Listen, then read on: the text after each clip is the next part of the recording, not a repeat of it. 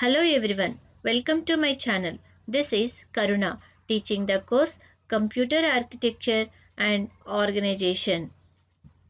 Fifth unit contains the following topics, out of which in this video we are concentrating on read-only memories such as ROM, PROM, EEPROM, EEPROM, flash memory.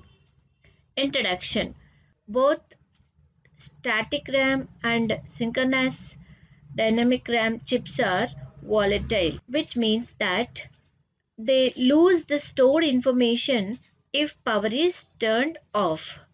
Many applications need memory devices to retain contents after the power is turned off.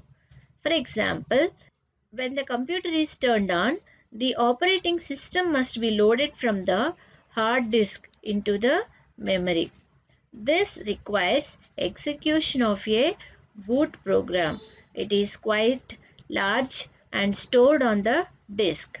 To load the boot program into the memory, the processor must execute some instructions.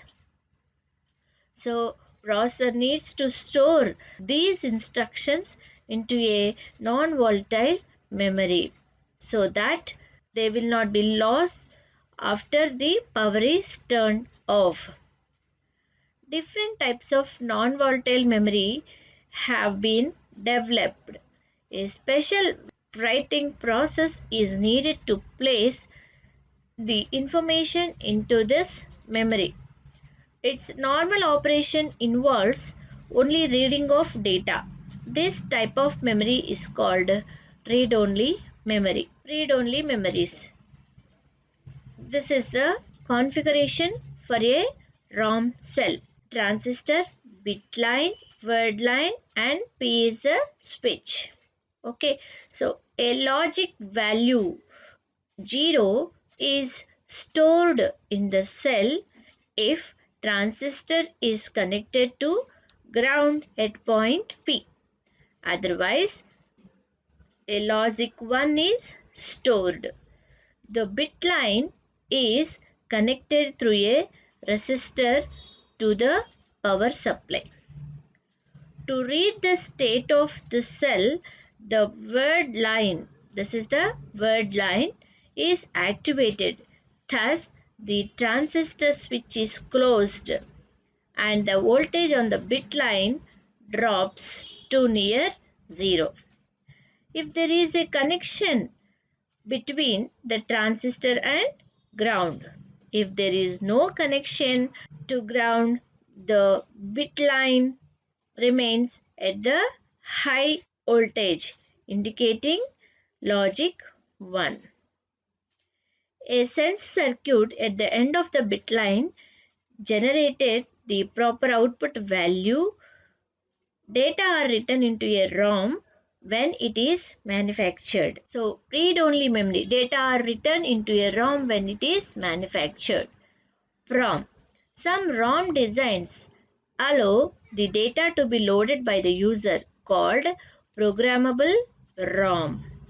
Programmability is achieved by inserting a fuse at point P. Before it is programmed, the memory contains all zeros. The user can insert logic 1 at the required location by burning out the fuse using high current pulse. This process is irreversible. Storing information specific to a user in a ROM is expensive. PROM provides flexibility, faster and less expensive approach because they can be programmed directly by the user. Coming to erasable programmable read-only memory.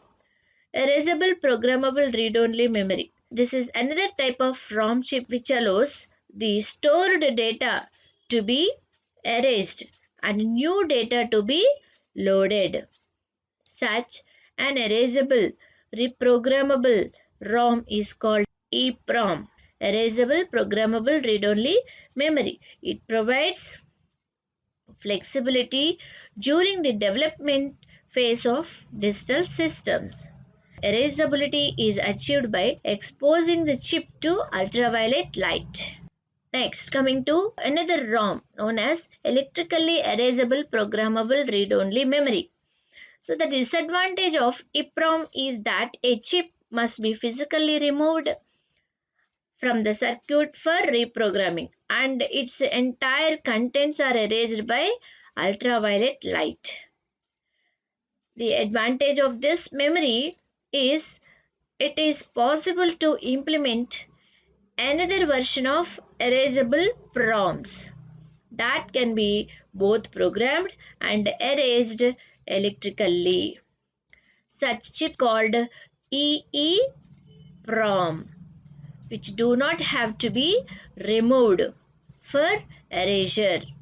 Moreover, it is possible to erase the cell contents selectively. Disadvantage of this EEPROM is different voltages are needed for erasing, writing and reading the stored data. Coming to flash memory, it has similar approach to EEPROM. It is possible to read the contents of a single cell, but it is possible to write an entire block of cells. Flash devices have greater density, that is higher capacity and low storage cost per bit. Power consumption of flash memory is very low, making it attractive for use in equipment that is battery driven.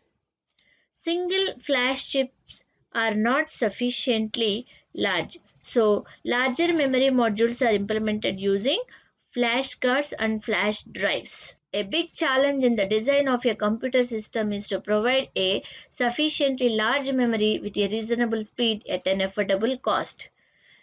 Coming to the static RAM, it is very fast but expensive because a basic SRAM cell has a complex circuit, making it impossible to pack a large number of cells into a single chip. Coming to the dynamic RAM, it is simpler basic cell circuit, hence are much less expensive but significantly slower than SRAMs. Coming to the magnetic disk, storage provided by DRAMs is higher than SRAMs but is still less than what is necessary. Secondary storage such as magnetic disks provide a large amount of storage but it is much slower than DRAM. Coming to the memory hierarchy, performance depends on how fast machine instructions can be brought into the processor for execution and how fast they can be executed. The entire computer memory can be viewed as the hierarchy. See here, registers, primary cache level 1, secondary cache level 2, main memory, magnetic disk secondary memory. Here, first let us see registers. Data accessed from the registers is the fastest access. Next level is small amount of memory that can be implemented directly on the processor chip called processor cache. Cache memory holds the copies of instructions and data stored in a large memory that is provided externally. Two levels of cache, that is L1 and L2, primary cache and secondary cache. A primary cache always located on the processor chip, it is very small. A larger secondary cache is placed between the primary cache and rest of the memory. It is referred to a level 2 cache. The next level is main memory, which is larger memory implemented using dynamic memory components but significantly slower than the cache memory. Access time for the main memory is about 10 times longer than the access time for the L1 cache. Disk devices. Next, coming to the disk devices provide a huge amount of inexpensive storage. They are very slow compared to main memory. During program execution, the speed of memory access is very important. The aim of the hierarchy memory system management is to bring the instructions and data as close to the processor as possible. Thank you. We will meet in next video.